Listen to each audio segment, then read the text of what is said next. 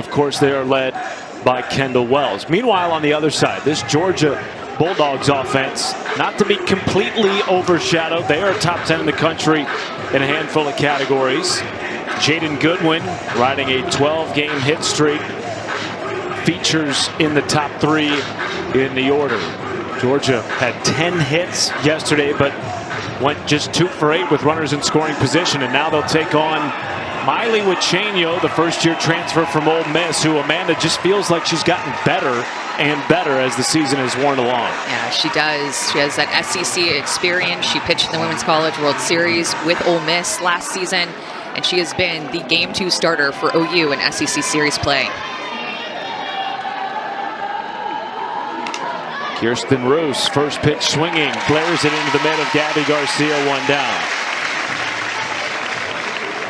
She's going to throw in the upper 60s. She likes to be more up in the zone with that high velocity that she throws at. She wants to chase that rise ball out of the zone, especially when she gets 2 strikes. She also has a great changeup that she can drop in there.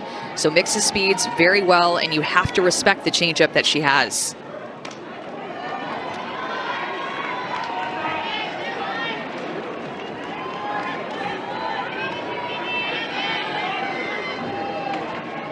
Jaden Goodwin, one of 5 Georgia Bulldogs batting .400 or better this year under Tony Baldwin.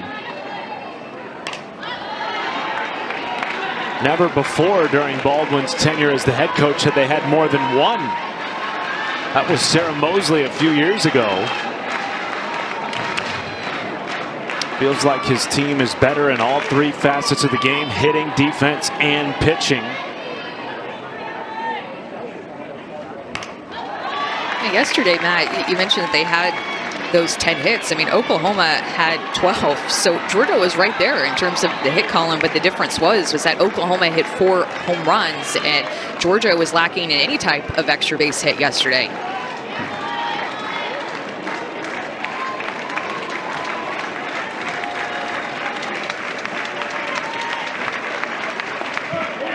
Down on strikes goes Goodwin, 2 away. That's why that changeup for Miley Wichenio is so effective, because she can get hitters to chase that pitch down the zone. You're so worried about up in the rise and something that's going to come at your letters at 68 miles an hour that you see something down and think, all right, yeah, I'm going to get something down. And then she changes speeds, and she's so easy to chase and go down with her.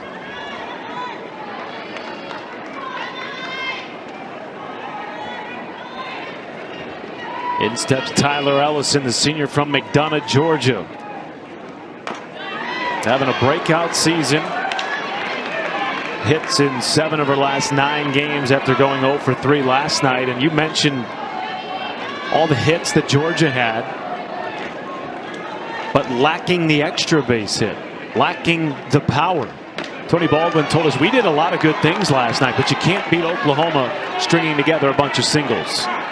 It's just going to be about them getting on time with something to really barrel it up, to find a gap, to potentially find one, to get all the way out of here. When you face OU, you know extra base hits and slugging percentage is going to be important.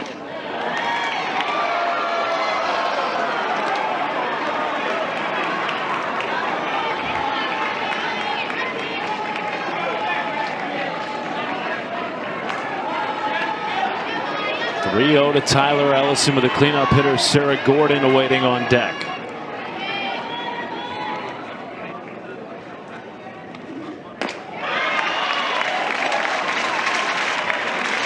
Wichenio seems to be working at a slightly slower pace than what we saw from Audrey Lowry yesterday. Just seemed like she worked very quickly, and OU with their offense and the way Lowry was throwing yesterday just fed into their momentum. Upstairs, ball 4.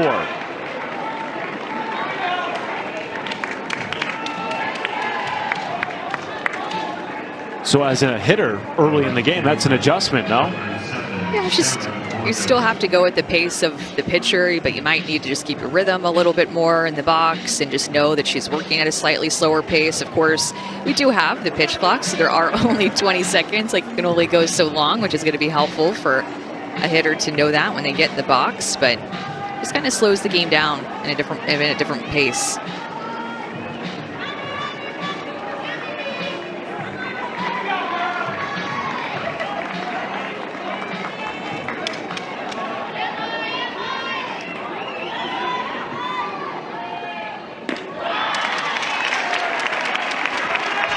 And you can see that action clock right here on your screen. So as a viewer, that's where you can find it to know how many more seconds that there are in that, call it action clock.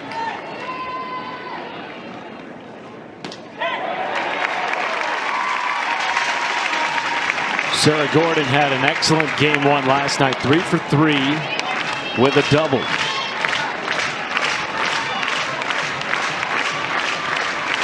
Down to the count 0-2.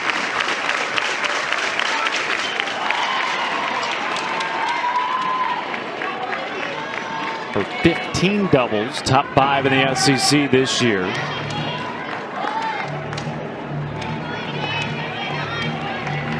Looking for an opportunistic at bat after the 2-out walk to Tyler Ellison.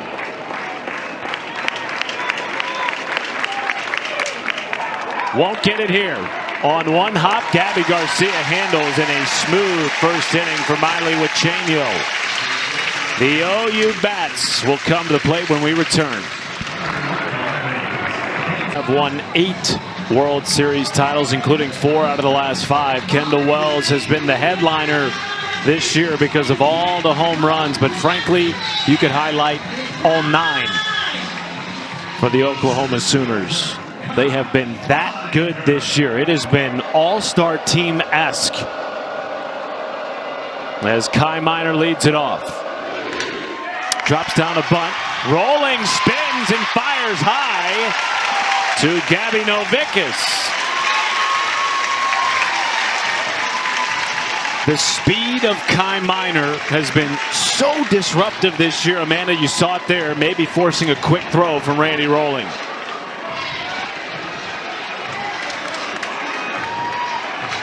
And now Kendall Wells will come to the plate with a runner aboard. Last night broke the Oklahoma single-season home run record with her 35th bomb of the year. Matt, she's been so aggressive. When you look at how aggressive she's been, her first pitch swing percentage is at 40%. The rest of the team's average is 26%. So aggressive early.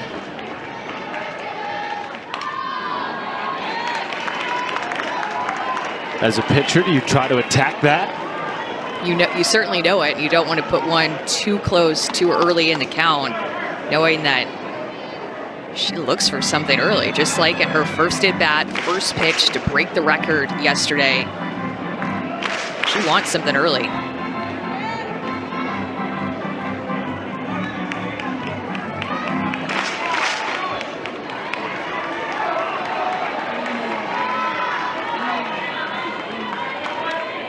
Down to the count 0-2.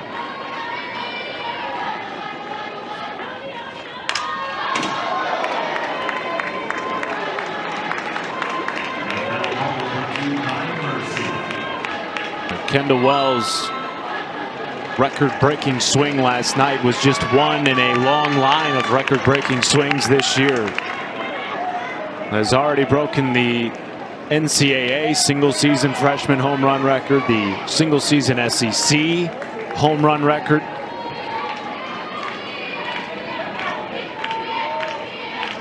A get your phone out type of moment every time she takes in. Well, this crowd is very educated with what's going on. They knew that yesterday's home run that she hit set a couple of different records, and it just ignited this crowd in a big way that I thought made it tough on Georgia yesterday.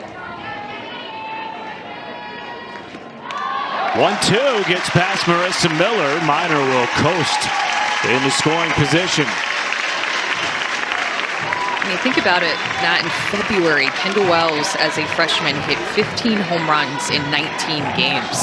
So this was something that started immediately with her fast hands, her power, the way that she just has the ability to get on time and mash pitches.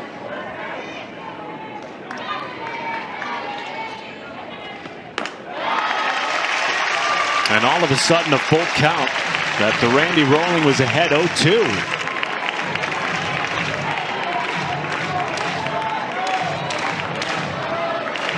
Well, 77 RBI lead the SEC. Has a chance.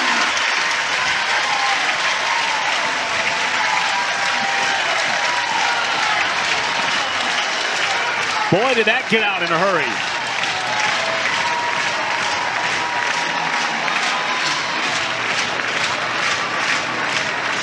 She's just an unbelievable hitter. Look at her passing information to the rest of her teammates, too.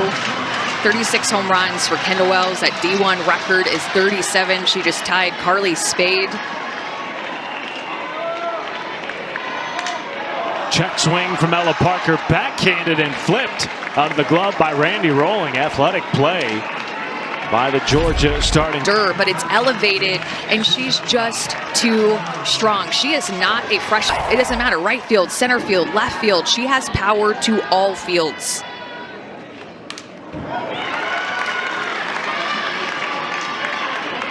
Wells has now hit a home run in 31 of OU's 51 games.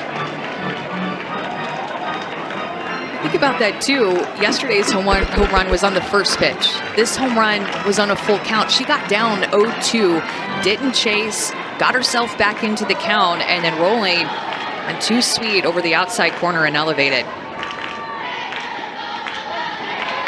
Strike two to Bella Emmerling. Very capable home run hitter in her own right. Has gone yard 18 times this year.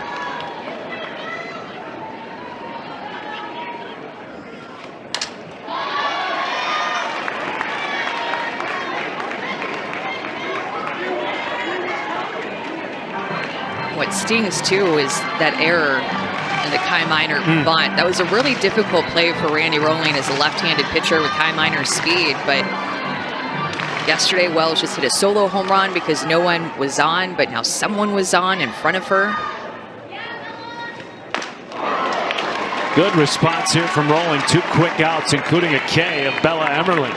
Well, and how about the fact, too, that Patty Gasso changing up the lineup again? Well, we're seeing her bat in the first inning. Yesterday, she batted in the 5-hole for just the 4th time all year, and today she's back in that 2 spot. Got to get more ABs today. Put her anywhere in the lineup. Give her any count. She's still 1 swing away from history. Outside ball 1 to Gabby Garcia.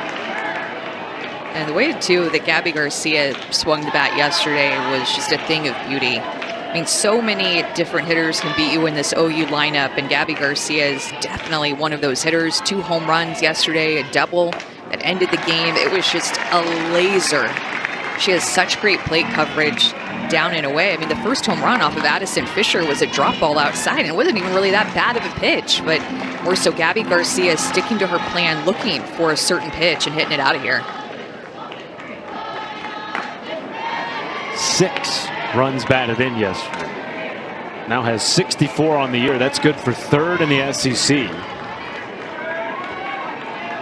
The Sooners feature 5 players in the SEC in the top 10 in runs batted in, including Garcia.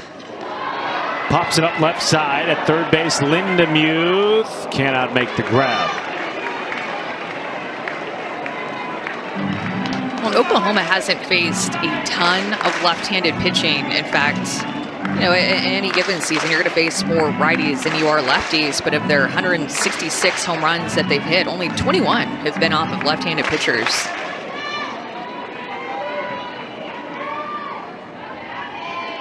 Two nothing lead for OU. Miley with Chenio back in the circle for the Sooners. Ahead in the count 0-1 to Marissa Miller. And again, just like in game 1 last night, Sooners pitching working with a lead early thanks to a Kendall Wells home run. You mentioned, Amanda, as we left the bottom of the first inning to go to commercial break, that is what Kendall Wells, that is what this offense has so regularly done this year. At a park in which OU is now 21-1 this season. You played both ways in this game, but in the circle, when your offense was going, well and the crowd is behind you, how much more confidence does that give you to just go out and let it loose?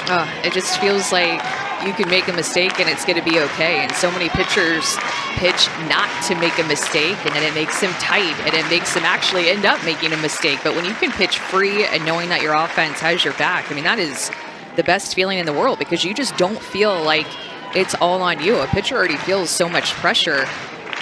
When your offense is scoring like the way that OU does, it just frees you up. Miller lines it past a diving Bella Emmerling. First base hit of the day for Georgia.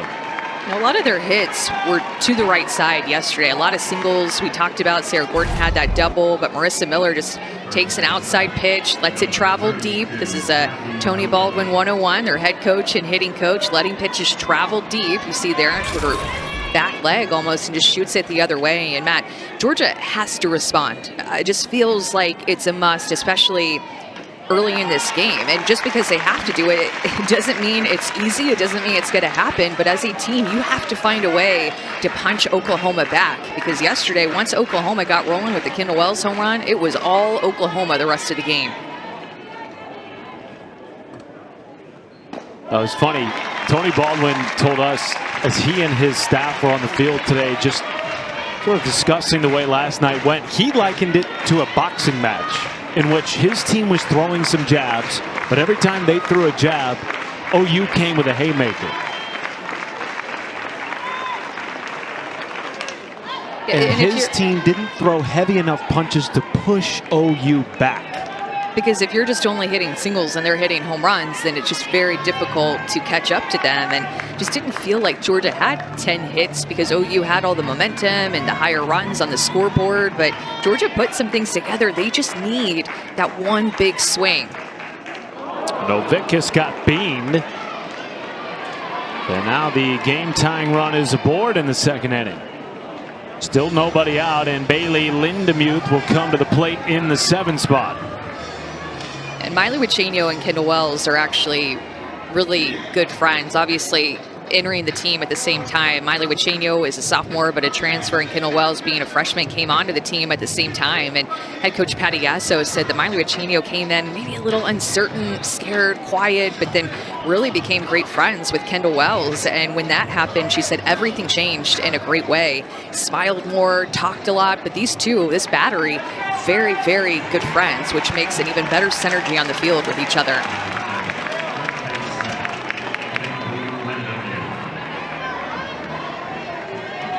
This Georgia team was just 2 for 10 with runners in scoring position last night in a 10-2 run rule defeat. Bailey Lindemuth is hitting .333 this year with runners in scoring position. As Marissa Miller at second base, Novickus at first, nobody out, down 2 in the top of the second in Norman. Cue ball. Wichenio to third. That'll be the only play, but they do get the lead runner, 1 down.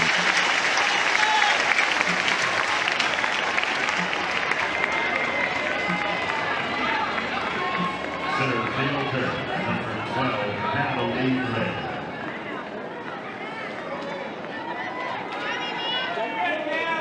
Ray. In steps the starting center fielder, Natalie Ray.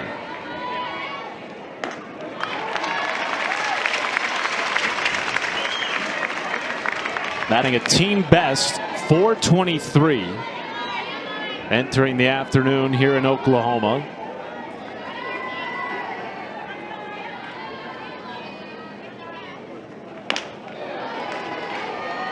Did not begin the year in the starting lineup after transferring at semester from North Georgia, but has started the last 14 games, and over that stretch has driven in 12 runs. Got SEC Player of the Week a few weeks back and had a terrific series against Kentucky. Just a great week that week, and it's just been hard to take her out of the lineup. Plays a good defense out in the outfield and just swings the bat very well, very confidently. Hitters count here that she could really do some damage.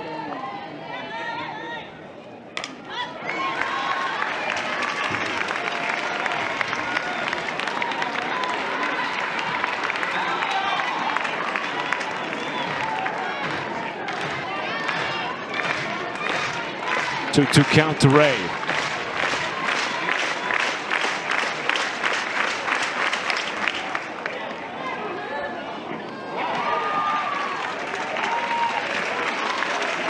And we welcome those of you joining us now on ESPN2 after an offensive slugfest between Clemson and Duke. Matt Schumacher, Amanda Scarborough with you. A 2-0 lead for Oklahoma after Kendall Wells' 36th home run of the year. One shy of tying Laura Espinosa's all-time NCAA single-season record of 37. Runners at the corners here for Georgia in a game 2 that just feels like they have to have. Had moments last night in game 1. A 10-2 run rule defeat at the hands of the Sooners. But they had chances in that game. Amanda left nearly a dozen runners on base, had 10 hits against Oklahoma, and yet played at just 2 runs. Well, the issue for Georgia was that most of the 10 hits were singles. There was not a lot of punch packed into those hits, and so it was hard for them to string some big things together. Now, on the other hand, Oklahoma last night hit 4 home runs and put up a big lopsided number. But now is the time. We talked about this just, a moment ago. Oklahoma punching first. Georgia has to find a way to drive in a run here and answer back. Oklahoma has just dominated since Kendall Wells had a home run in her first at bat in the 2nd inning in yesterday's game. And Oklahoma's offense right now is just a machine. Georgia has to find a way to respond. 0-2 from Wachenio.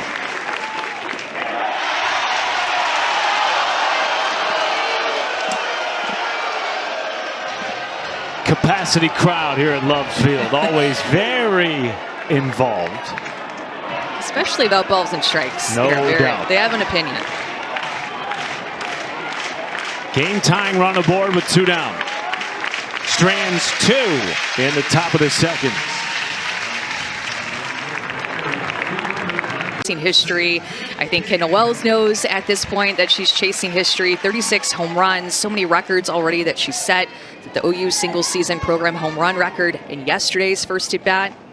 She's just very special. This entire OU offense is now at 166 team home runs, another D1 record, so they're doing it as a team. And of course, Kendall Wells, the freshman, is doing it individually too.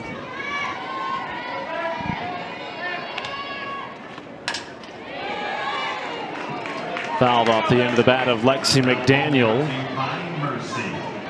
One of 3 Oklahoma freshmen this year with at least 10 home runs.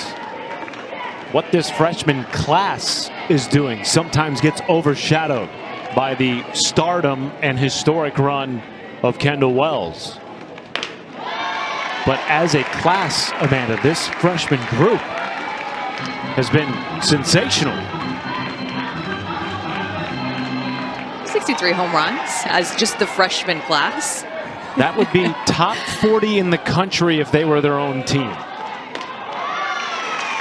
This is a freshman class that spent a lot of time together. They came to a lot of OU camps, and that allowed them to work with JT Gasso and Patty Gasso. JT Gasso being Patty Gasso's son and their hitting coach, and just learn the OU way and language and way that they do things offensively here. And they became a really tight-knit group too, by coming to these camps, spending time together, and then they were hanging out at these camps, working with JT Gasso. There he is, one of the great hitting minds in our sport. And then they all decided to make the commitment and sign to come and play here. And this is one of the best freshman classes I've seen. Mile-high pop-up left side of the infield. Digby puts it away, 1 down.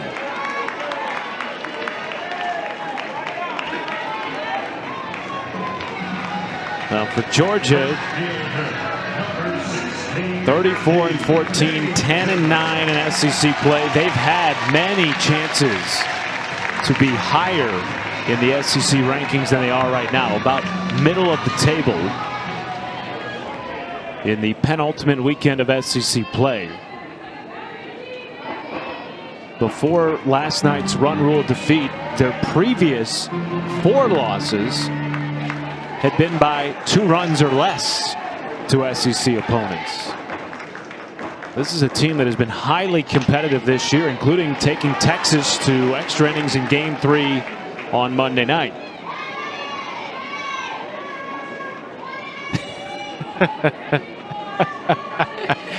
Our first baseman camera operator is Khalil has some company. Wants to take over his job over there. Get a little camera time. Everybody's trying to get a little camera time, you know.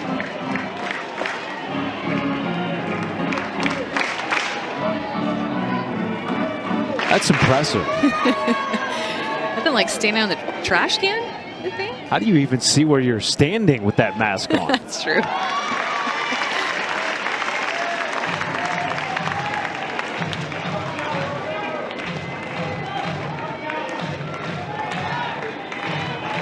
Rio count to Abby Dayton. One down and the base is clear.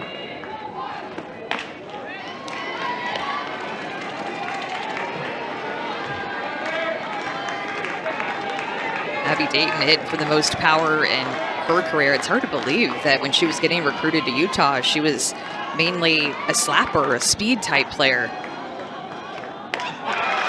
And she's always a spark player. You see even walking, firing up her dugout. She has this speed, this electricity about her and the energy that she plays, whether she's hitting a home run or walking or laying down a drag bunt. She really ignites an energy in this OU team toward the bottom of the order especially.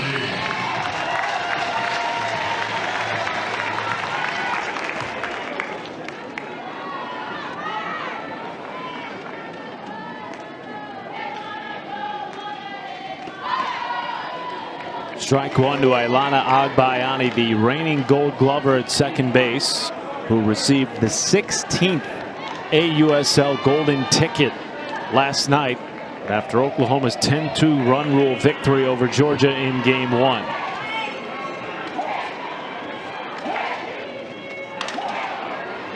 Yeah, such a special moment last night. The AUSL Commissioner Kim Ing came out to surprise somebody here and announced her name. And this is, I mean, they're all really special. Matt, you said this is the 16th. They all are special for their own reasons. But like, she was crying. Her friends and teammates were crying with her. She had a really special moment after the game, too, with her dad, Benny Agbayani, just lifting her up, kissing her on the cheek, tears in his eyes. Like, just what a day for OU softball yesterday for so many different reasons and moments. Agbayani flares it into center. That'll drop for a one-out base hit.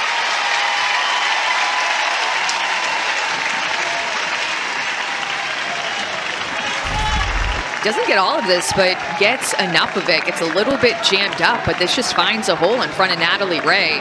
These OU players, these home runs that they've hit this season, 166, they work hard in the weight room, strength and conditioning. Those home runs come from power that's built and so much effort and intensity put in the weight room. They're very strong, no matter if you're somebody with a smaller stature like Agbayani or somebody with a bigger stature like Ken Wells.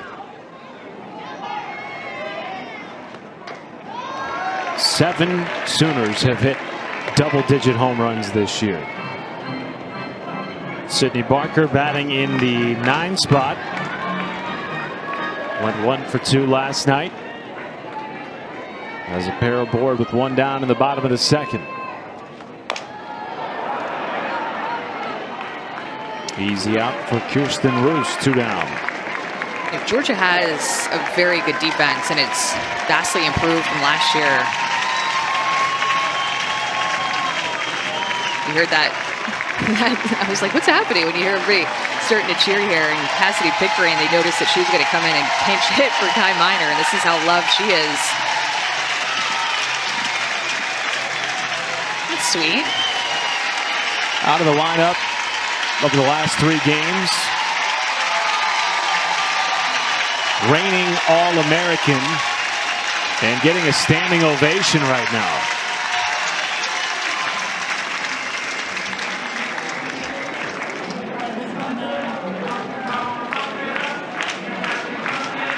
Really cool. Cassidy Pickering, you mentioned, an All-American, somebody we're used to seeing be an everyday starter for Oklahoma, and has somewhat struggled in SEC play, at least to the standard that she set for herself in her freshman and sophomore years, and the hitter that she's capable of being. And these OU fans are so knowledgeable about the game. It's almost like they knew that she's kind of going through it a little bit, not starting today, didn't start yesterday, hasn't started several games in the past week. And you know what? They just wanted to give her a little bit of extra love. Like, hey, we got your back. We believe in you. Scuffling a bit, but still one of 10 Sooners batting 400 or better overall this year.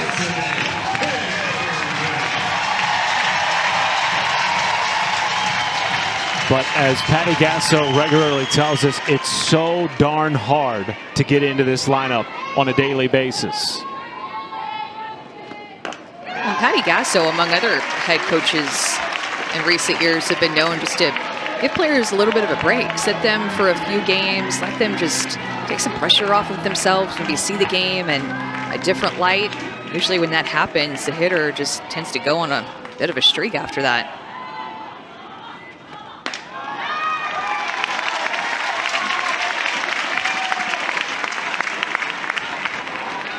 Pickering, of course, got the All-American nod last year, was a piece of the 2024 Women's College World Series championship team.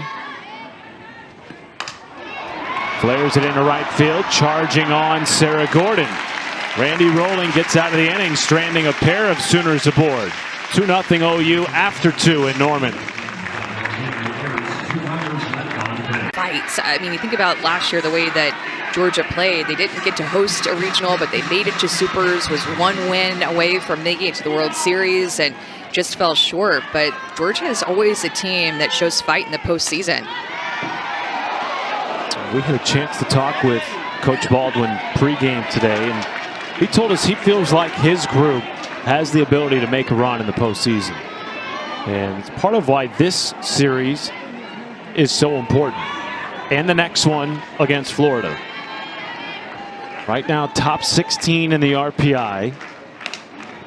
As Roos sprays this into left field, a leadoff base knock to start the third. Amanda, they feel like if they can steal one here this weekend, get another one next weekend, that solidifies their potential to host at least a regional. You know, there are several teams that are going to be right there on the cusp, on the bubble, in the mix, I should say, to grab a top 16 seed, and Georgia is one of those. So RPI 15, strength of schedule 12. It would be huge if they could win a game here.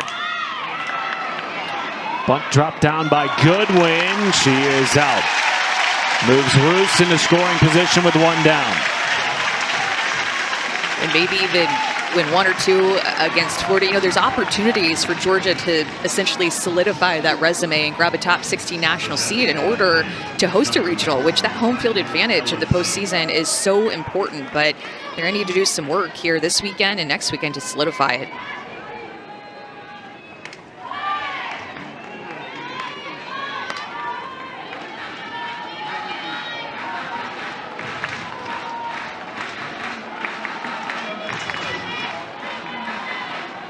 One 1-0 count to Tyler Ellison, having a breakthrough season for the Bulldogs. And Tyler Ellison is one of those players that didn't start out as an everyday starter early in her career. And Tony Baldwin had said last year that freshman year, she was probably the most improved player on the team. Then sophomore year, she earned a couple of starts. And then last year was a big breakout year for Tyler Ellison and carrying that momentum into her senior year.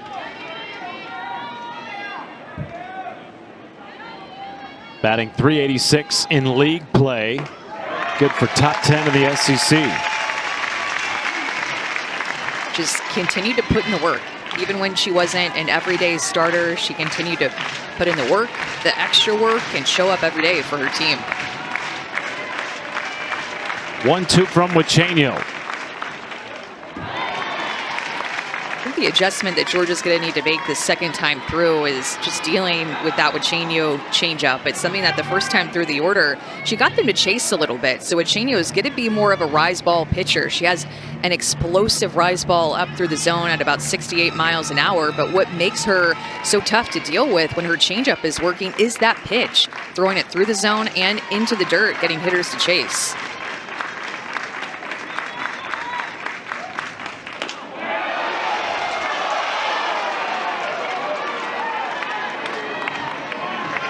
This is an area that Georgia to this point in the series has struggled. That is capitalizing with runners in scoring position. They've already stranded 3 today.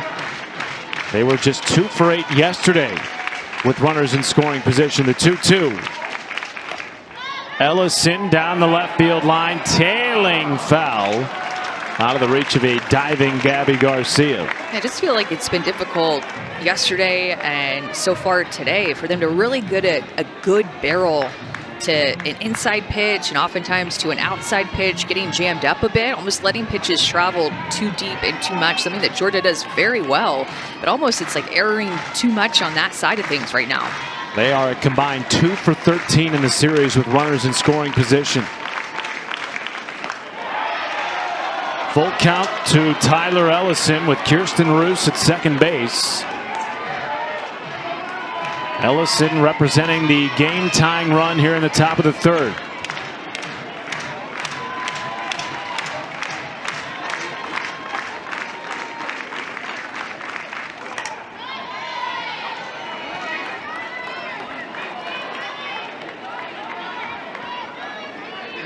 You mentioned just putting in the work. Tony Baldwin feels like she's one of the great stories in collegiate softball for any young player who isn't playing. Worked while she waited, had opportunities to leave, but leaving Georgia never crossed her mind. That's a type of at-bat that's going to fire up Tony Baldwin, fire up the rest of the team. She took so many close pitches, worked the count, and saw just about everything that Uchenio had to offer. Even though that's off the wall, Georgia just can't get away from these singles, right? But that is a good sign for Georgia hitters with that at-bat that she put together and the contact that she made there.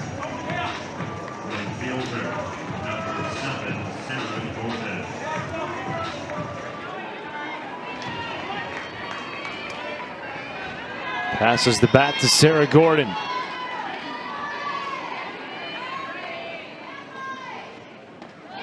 Talk about another leader for this Georgia team is Sarah Gordon. That was a big pickup that they got in the transfer portal a couple of years ago when after she was ACC Freshman of the Year. And when she first got to Georgia, that sophomore year was tough for her.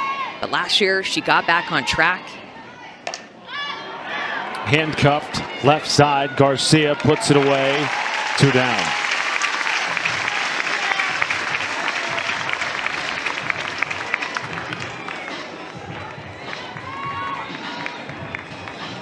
The catcher, number 56, Marissa Miller. Speaking of senior leaders, in steps Marissa Miller. 2 hits in the series and 2 runners caught stealing. Has really elevated her play as the second-year primary starting catcher for Tony Baldwin, who himself was a catcher at the collegiate level.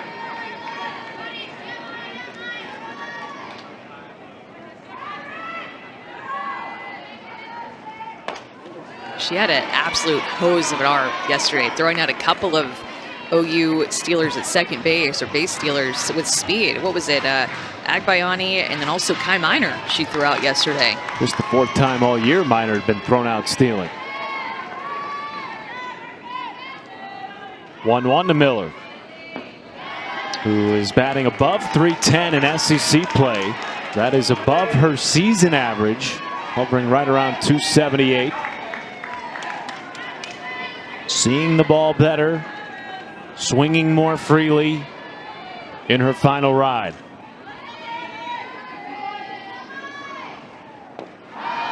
Lays off the 2-1. That's a good sign and another good take by a Georgia hitter. That pitch, they were chasing that pitch in the first and second innings.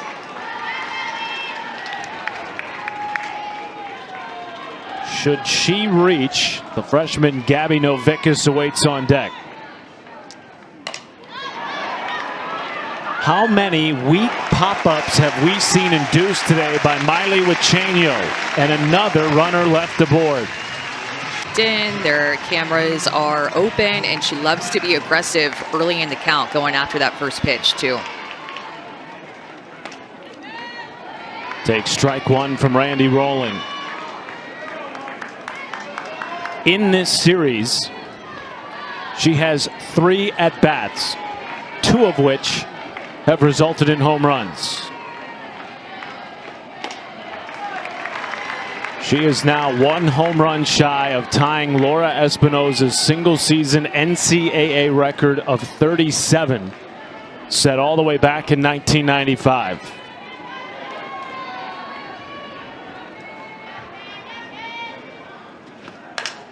And there was an article in The Athletic that came out that was about Kendall Wells, and they interviewed Mike Candrea, which was Laura Espinosa's head coach at Arizona, about Kendall Wells, and he called her, she could be the Babe Ruth of her era.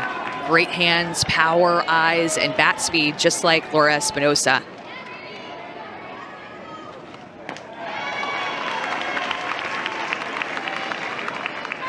Doing it all with a smile on her face as a freshman. Has already broken the national freshman single-season home run record, the SEC single-season home run record, and the OU single-season home run record. Doing that last night.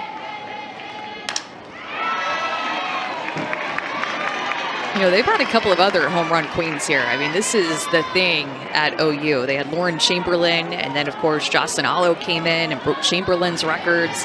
And now here's Kendall Wells going after all of their records. In record time. Not even to May yet. 2-2 just off the plate from Rolling, and another 3-2 count. Home run back in the first inning was also on a full count.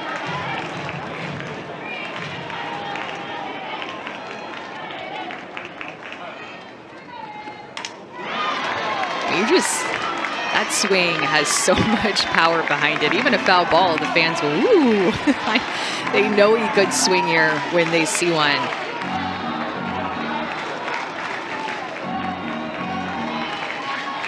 "36 of her 57 hits this year have been homers." 8th pitch of the at-bat from Rolling.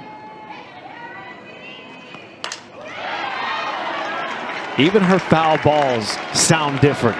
The ball definitely sounds different coming off the bat of Kendall Wells. And I mean, what she's been able to do as a freshman in the best softball conference in the country, those numbers have not dipped. She has 13 home runs in SEC play alone.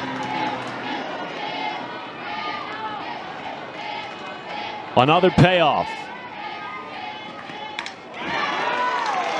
You think back to those 2 seasons that Jocelyn Allo hit 34 homers. She reached 34 in the Women's College World Series.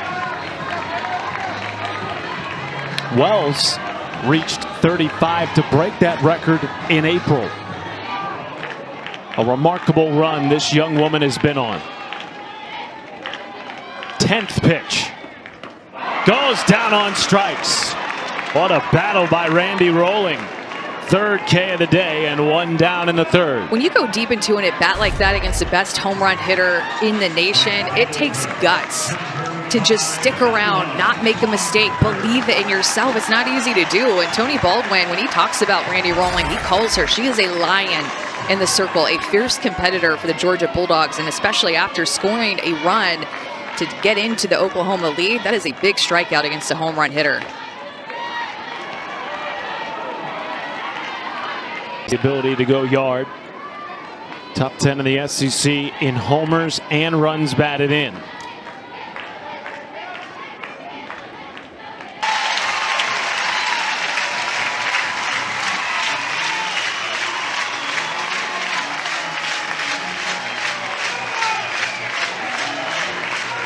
The one thing that Kendall Wells has in this lineup is protection behind her.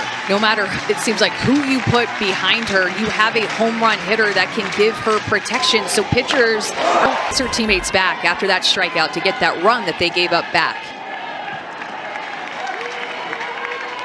And Bella Emmerling with the exact same home run and RBI count as Ella Parker now digs in.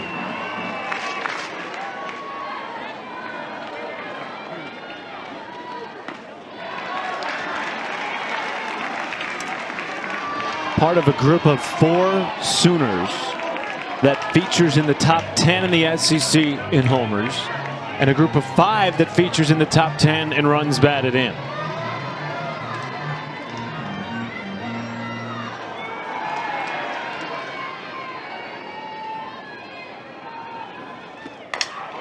Emmerling lines into the mid of Kirsten Roos. But tonight at 8:30 Eastern, 5:30 Pacific over on ABC, Game 4 between the Nuggets and the T-Wolves. Minnesota already up 2-1. Anthony Edwards, who exited Game 3 early, is expected to play in Game 4 tonight. Ernie, Kenny, Charles, and Shaq tip off the coverage at 8.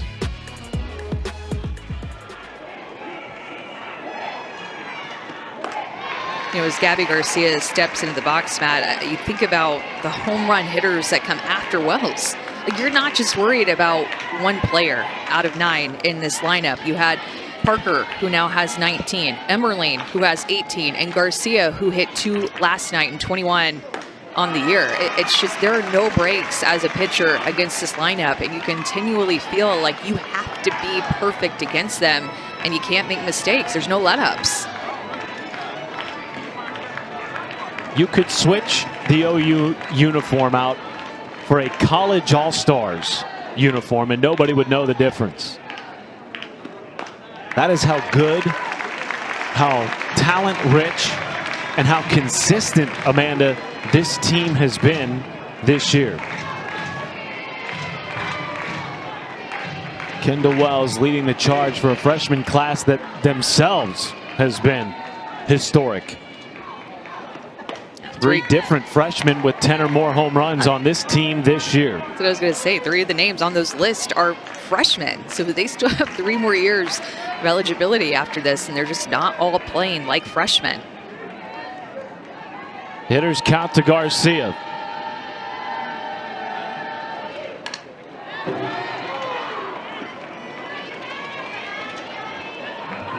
Brought to you by Mercy.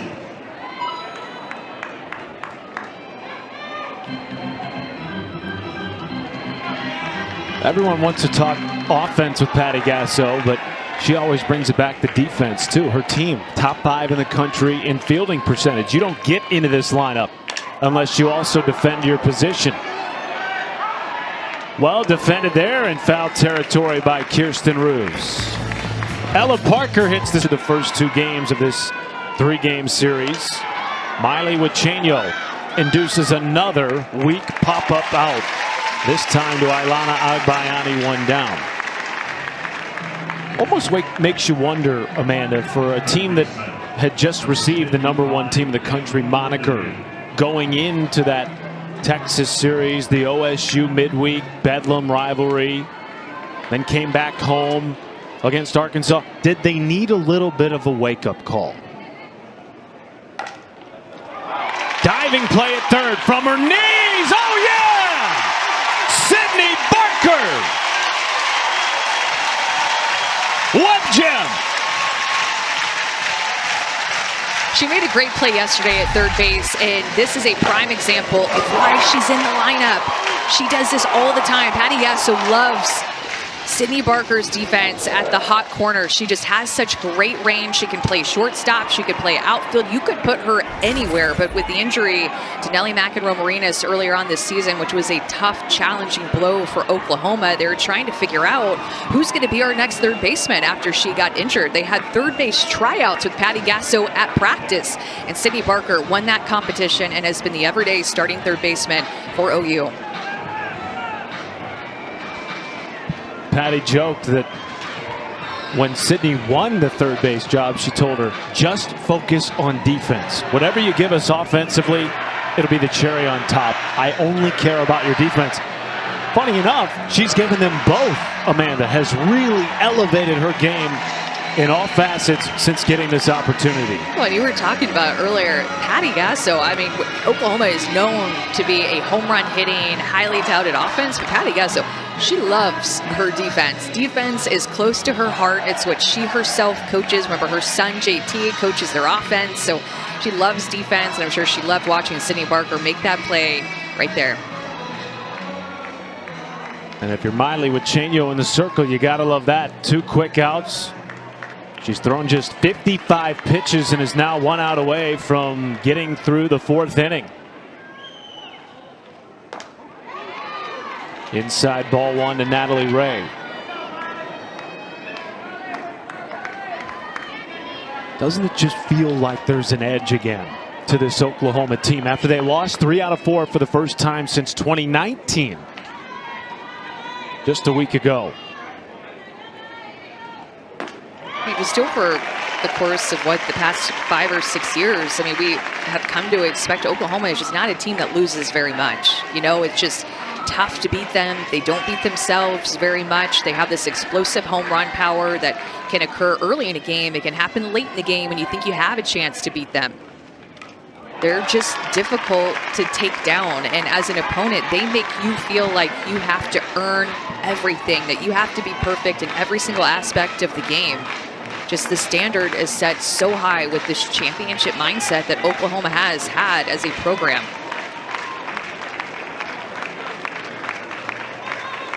One, two.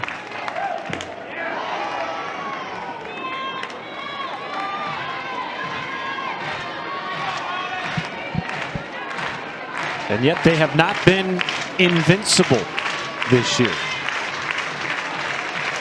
Their opponents have had chances. Georgia in this series has had chances. Trailing by 2 here with 2 down.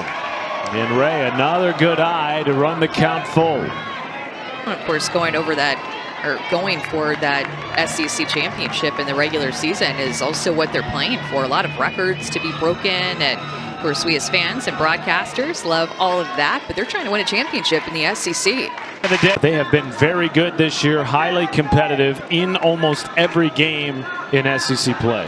Yeah, and I think that a big focus for Tony Baldwin was the pitching piece and being able to add a deeper pitching staff behind Randy Rolling. So last year it was Randy Rolling and Lily Backus, 2 left-handed pitchers for them that had similar looks when it was all said and done, and really it just was between both of them. So Lily Backus graduated. They wanted to bring in some different arms, and they've done a great job of deepening their pitching staff. And Randy Rolling has done a good job of taking a load of the innings, as their pitching staff has also struggled through injuries throughout this season.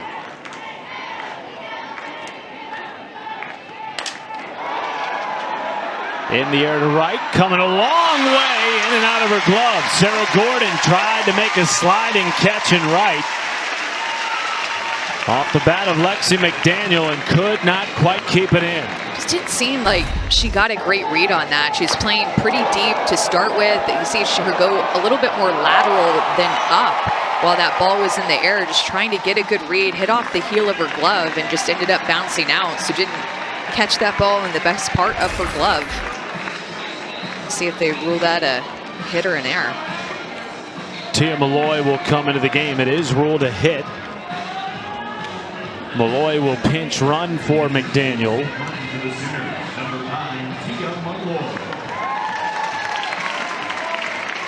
You mentioned Patty Gasso and her program's desire not only to break all the records, which so many people are talking about right now, but to win back-to-back SEC regular season titles. They are half a game up right now on Alabama.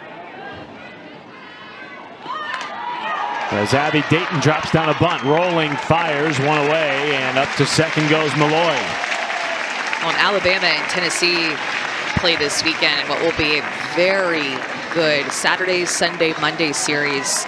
You have the pitching of both teams. Really, I mean, Tennessee is the best ERA in the country. Alabama has hitting the ball better than they did last year, and they're pitching very well this year as well. So Carlin Pickens, of course, on that Tennessee staff, the ace, the senior, the All-American, going up against Jocelyn Brisky of Alabama, who's improved her game in the circle.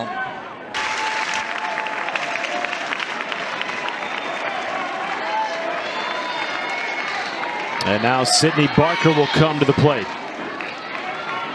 So much at stake in this series for both teams. The championship race for OU, the opportunity to host a regional for Georgia.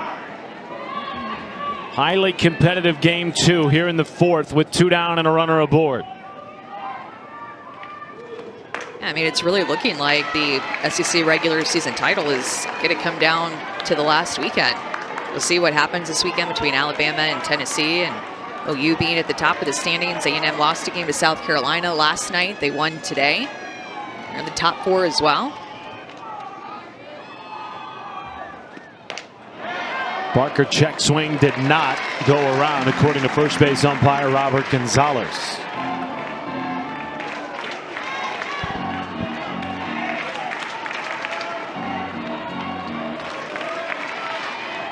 And Florida being in the Right mix there. as well. Don't forget about them. At 16-5, they will take on Georgia in the regular season finale next weekend. And Florida's out of conference this weekend, so it's their bye weekend, so they're not playing an SEC opponent this weekend, so Georgia will be their final opponent next weekend. Meanwhile, 3-0 to Barker. Draws a walk on 4 pitches, and that flips the lineup over to Cassidy Pickering, who earlier today replaced Kai Minor in the outfield.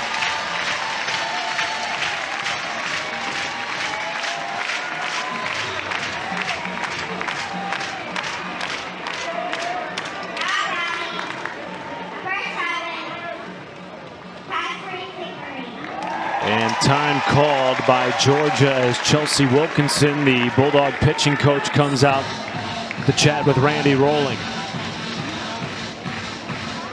Well, the second FA Cup semifinal match of the weekend is Sunday morning here on ESPN2 and, of course, the ESPN app. Chelsea taking on Leeds United at Wembley Stadium. Leeds advancing to the semifinal on PKs. Coverage begins 9:30 a.m. Eastern with a 10 a.m. kickoff.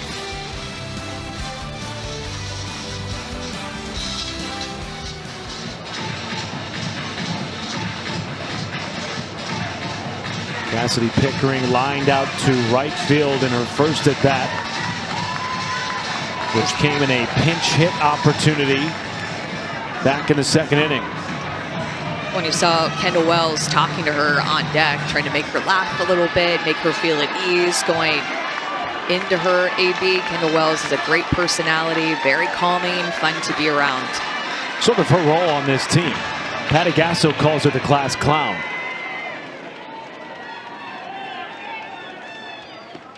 You could also call her the Sooner home run queen.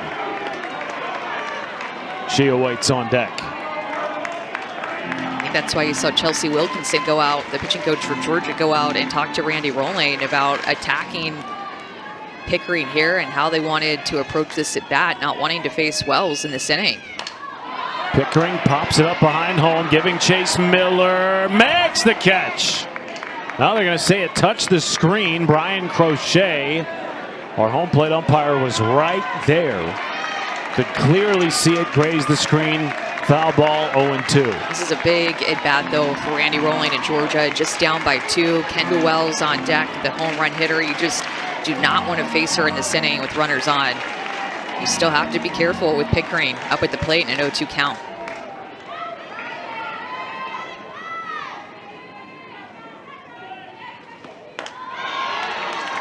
Pickering has hit .434 this year with runners in scoring position. Sitting on 16 home runs. Runners at the corners, 2 down, and a 2-run lead for OU in the bottom of the 4th.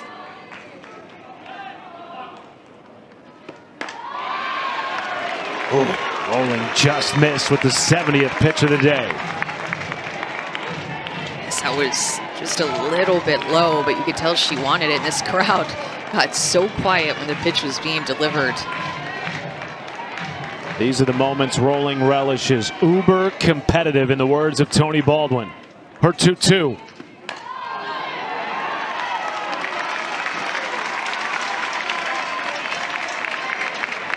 That's down the ball, the lone returner from last year's staff. And as you alluded to earlier, Amanda, because of some of the injuries to this year's staff, has taken on even more of a load this year. Has handled it well. Full count. And this year, her walks are down. The amount of home runs that she's given are down. She's going to need to rely on that command in this big-time payoff pitch here. Full count, Kendall Wells on deck. She's got to make a pitch here and get it out. 5th full count of the day for the Sooners against Rolling.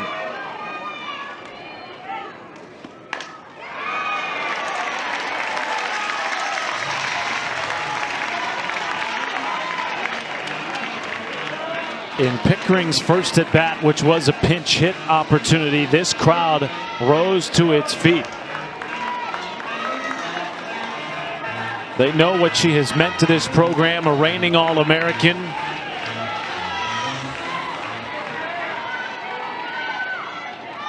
That's a big moment here with runners at the corners.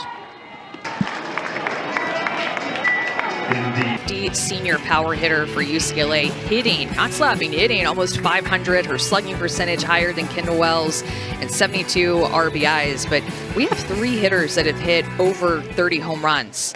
And so Kendall Wells, you know, it felt like Oklahoma was far ahead of UCLA, and Kendall Wells, same thing. But UCLA is crushing the ball recently and on OU's heels in terms of that team record. And Megan Grant right there trying to catch up with Kendall Wells.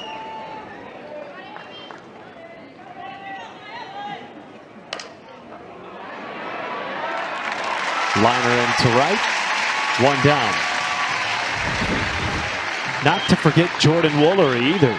First time in Division I history, Amanda, we've had 3 separate players with at least 30 homers in the same season. We got a freshman in Wells and 2 seniors over at UCLA with Grant and Woolery.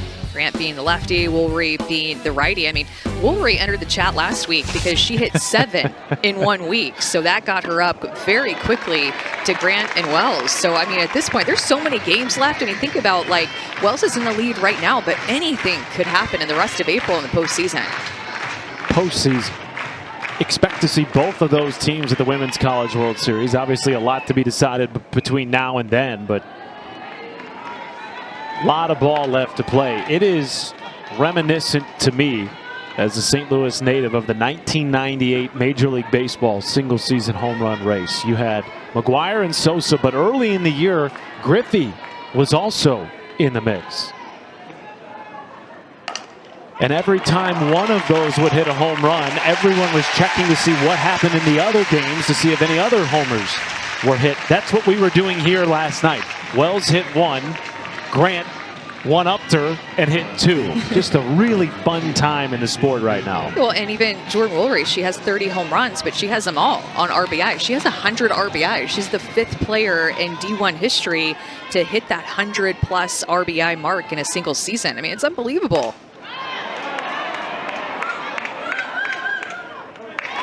Three quick outs for Wachenio, who set down 8 in a row.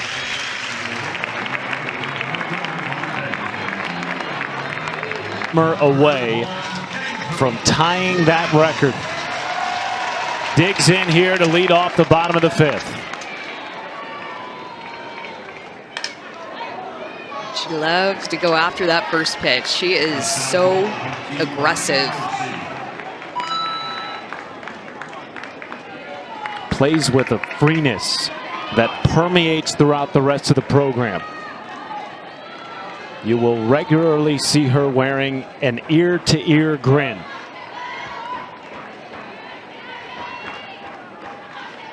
And she had been asked, you know, what do you attribute your power to?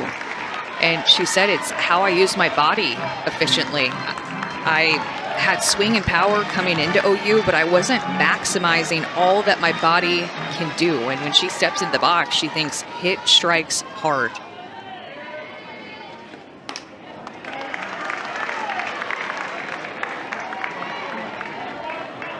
Such an imposing figure in the box. Makes you forget sometimes she's just a freshman.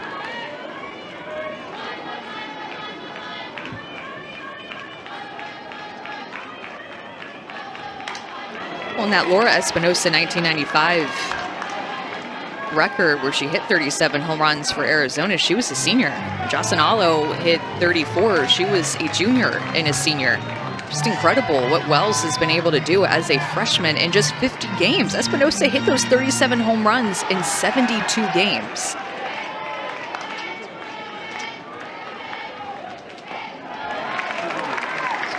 Broke the NCAA single-season freshman home run record and the SEC single-season home run record, both in record time. Took her just 37 games to do that. That seems like a distant memory now. Payoff. Strikeout looking. Second time today, Randy Rolling has struck out the OU home run queen. Well, in all of her at-bats today, all three have been full counts. 2 strikeouts the last 2 at-bats. Randy Rolling paints a corner with a screwball. Randy Rolling striking out Kendall Wells in back-to-back ABs.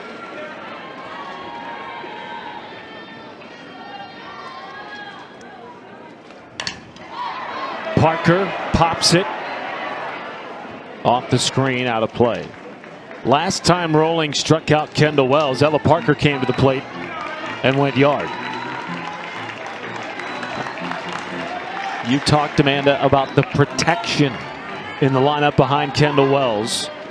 Parker, Emmerling, Garcia, all within striking range of 20+ home runs this year. Garcia has already eclipsed that mark.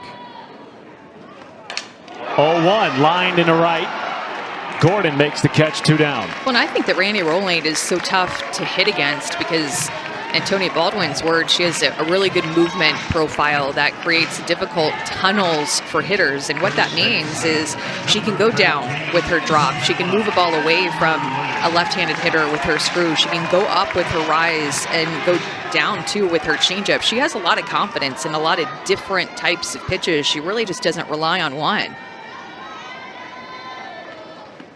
And of course, coming from the left-hand side, you just, as a hitter, you don't see as many left-handed pitchers in our games as you do right-handed pitchers. So she has that going for her too. But ultimately, she's a pitcher that is going to fight. She has a ton of competitive juices and energy inside of her. She wants the ball whenever you're going to give it to her.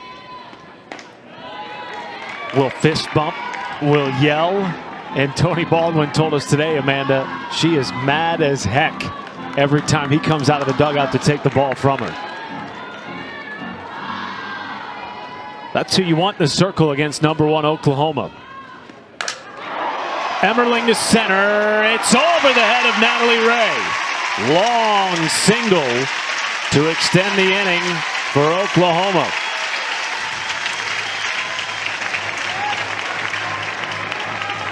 Emmerling hits the ball so hard because she's so long, she swings so hard, and because she's so long, I mean, that's not a bad pitch to me. It's right at the knees, screwball moving away from her, but because Emmerling's about 6 feet tall, she has long arms. That barrel is able to connect with that pitch in a way that if you're a shorter player, it's just more difficult to do.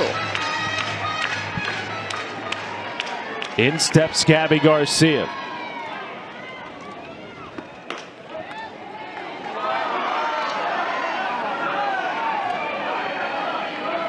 Back-to-back seasons with 20 home runs.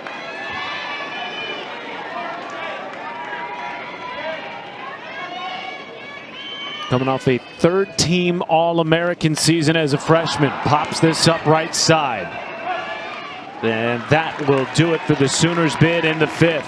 Georgia hanging tough thanks to the fight of Randy Rolling. Down 2.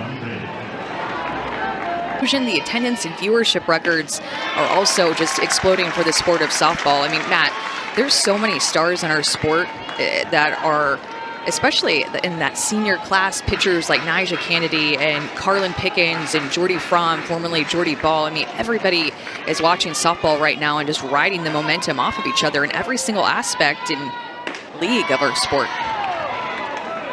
4,500 plus on hand today at Love's Field. The largest on-campus softball stadium in the country. Always a treat to be here.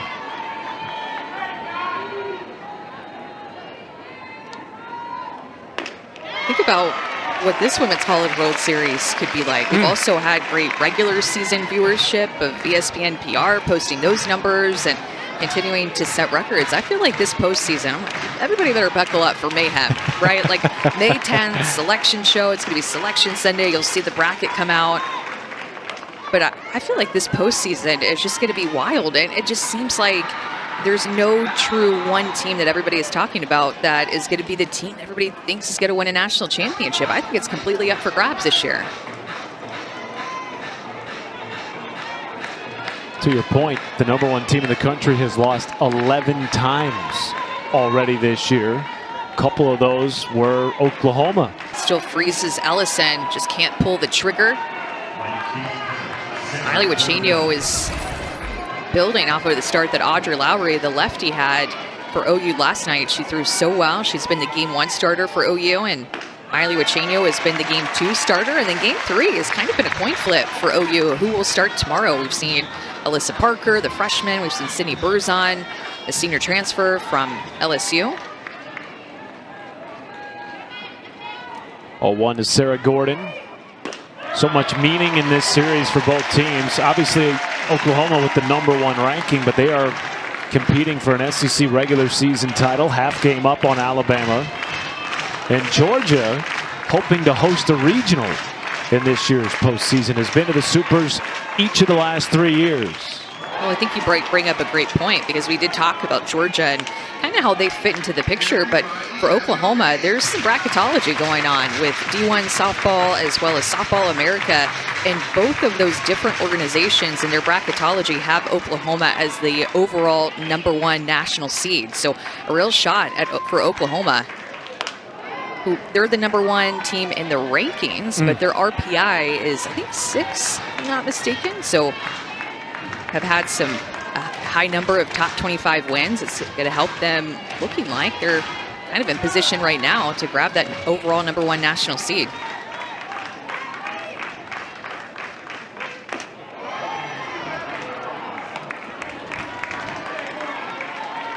You might be wondering who is #1 in the RPI. If Oklahoma's 6th, it is Arkansas, followed by Texas, Bama, Nebraska, and Florida.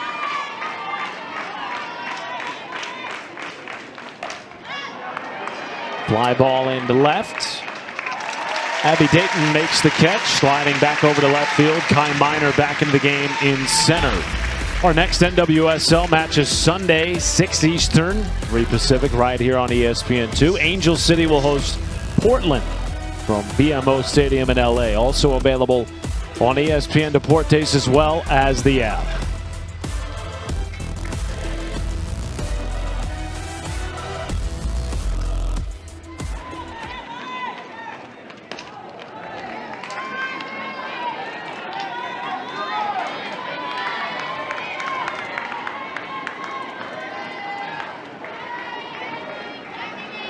Two gone, bases clear for Marissa Miller.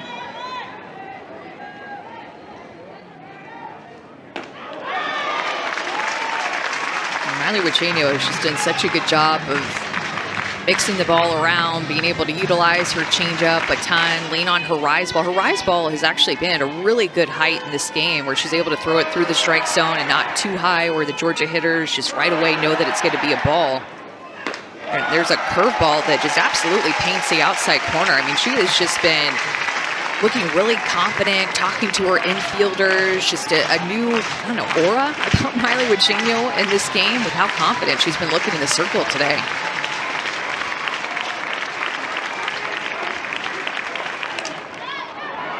Flared into left. That'll do it.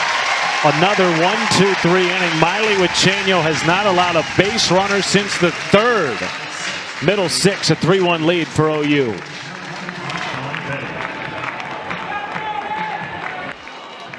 you see the Rockets blow it last night? I sure did. Oh. Abby Dayton, mile high, drive to right, and hugging the line to make the catch, Sarah Gordon. The Lakers scored 6 points in under a minute to force overtime and win that game. LeBron, by the way, is over 41 years old. And they're relying on him without Luka Doncic in the lineup. Pretty remarkable. The Rockets were up by 6 with 30 seconds left, and then it just went downhill from there. I'm sorry. To my partner and Houston native. That's right. Amanda Scarborough.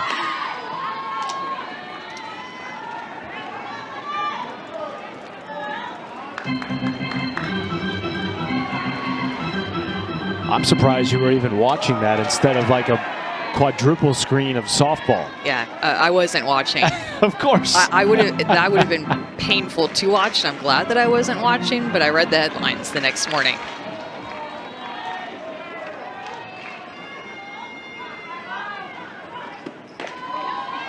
Oh, 2 to Ailana Agbayani. Received a golden ticket last night from the AUSL Commissioner Kim Ng on her senior weekend in an OU uniform. So that AUSL draft will happen on May 4th at night on ESPN2. There's 6 AUSL teams, and she will find out, along with the other golden ticket recipients, which of the 6 teams she'll be drafted to. Their final 3 outs. Her first at bat, the first inning today. So OU just being able to grab that machine offensive momentum early against Georgia. And this one, even a close game. You know, it's very different, as you mentioned, from yesterday's game when OU scored a bunch more runs, but Georgia just down by 2. It's just been difficult for them to get anything going against OU's power. OU took game 1 10-2 in run rule fashion, had 4 homers by 3 different players, including Kendall Wells. And today have scored all 3 of their runs on 2 homers, one by Wells, the other by Ella Parker. A lot of credit, though, to Miley Wichenio, who has allowed just 3 hits to a Georgia offense that is ranked in the top 25 in multiple statistical categories. 2-1 misses upstairs to Gabby Novickus. Bottom part of the order here for Georgia. Wichenio has retired the last 11 batters.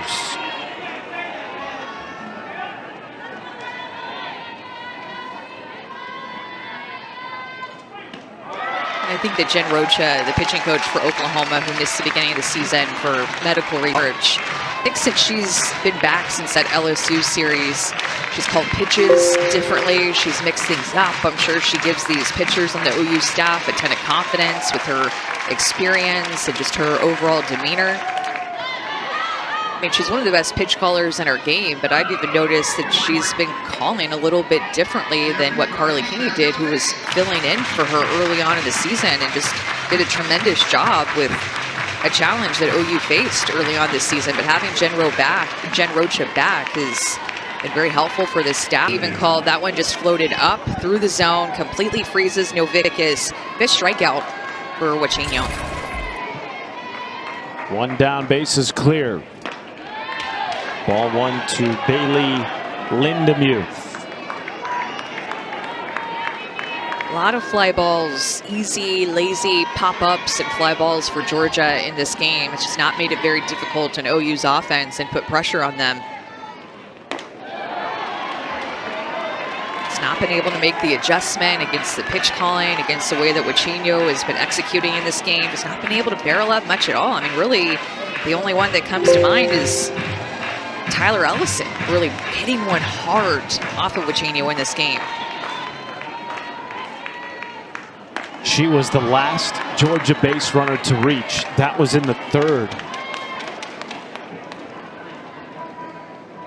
Well, as you've heard us talk about throughout the course of our show, a big one looming between number 2 Alabama, number 9 Tennessee. They play game 1 of the series today. Game 3 will be featured on SEC Network as part of Mic'd Up Monday, a big series finale and potential elite pitching matchup between 2 of the best in the circle.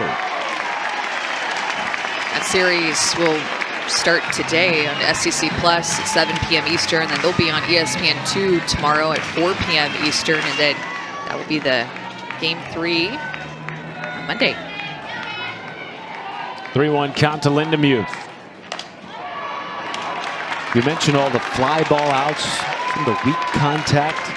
Not only has Huicheno struck out 5, she's induced 7 lazy fly balls. An excellent and very sharp outing for the sophomore, transferring in the offseason from Ole Miss. Since the 3rd. Well, and to your point, Matt, just building off of Huicheno's day and Georgia's lack of adjustments here, 7 fly ball outs, 5 strikeouts. That's 12 outs that have just been easy for Oklahoma's defense to make, and there's only been 19 outs total in this game. So 12 of the 19 have either been fly balls or strikeouts by Huicheno. Brooke Smith will now pinch hit for Natalie Ray in the 8 spot. She represents the game-tying run with 1 down in the top of the 7th.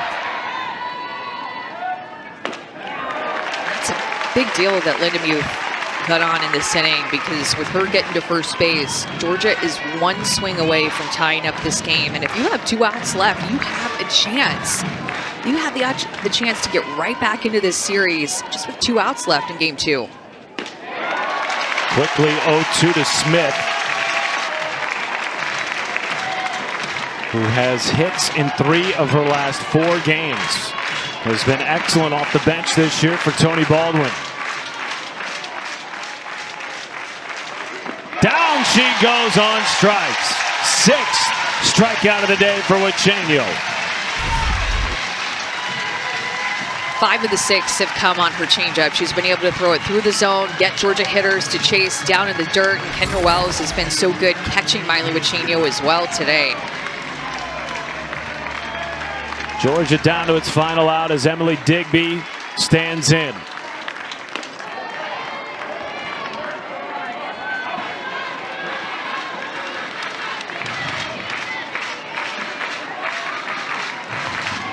Digby seeking her first hit in the series. 100th pitch of the day for Huicheno. If Digby can find a way to get on base here, Kirsten Roos on deck with 13 home runs, leads the team in home runs. You know she'd love to get up in this inning. And has 1 of just 4 hits today against Huicheno. And Jen Rocha's out of the dugout to chat with Huicheno after falling behind for the 3rd straight batter.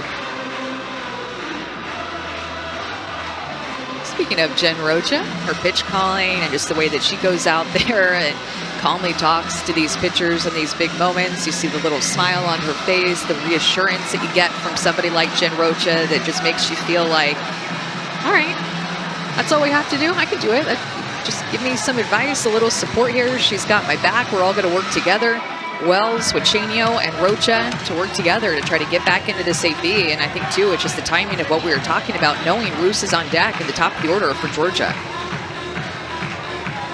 One thing that Jen Rocha told us she has found to be true about Miley Huicheno's growth this year is her composure in the circle. When things have gotten tough for Miley, she has not backed down or unraveled, but rather dug deep and found ways to get out of jams.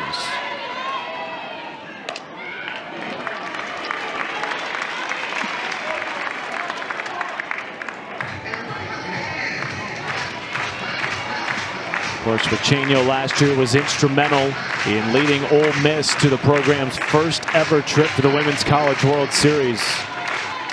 Now shining in her first season at OU, the 2-1.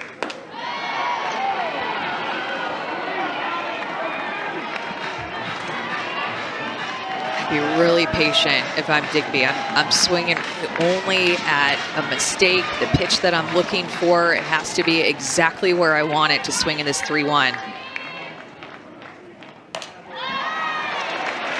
That wasn't it, in your opinion? I don't love the 2 pitches that she swung at in this at bat. It's kind of let Huicheno off the hook when she's struggling with her command. And now look, that second strike gets this crowd back into it. Dogs down to their final strike. Miley Wichenio pitched a heck of a game that is built off of the momentum that Lowry created in the circle last night. As you see Lowry there giving her some love, the game 1 and game 2 starters, and of course the home runs for OU. 6 home runs in the past 2 games against Georgia, and they win the series. Kendall Wells has a pair of home runs in the series. She is 1 away.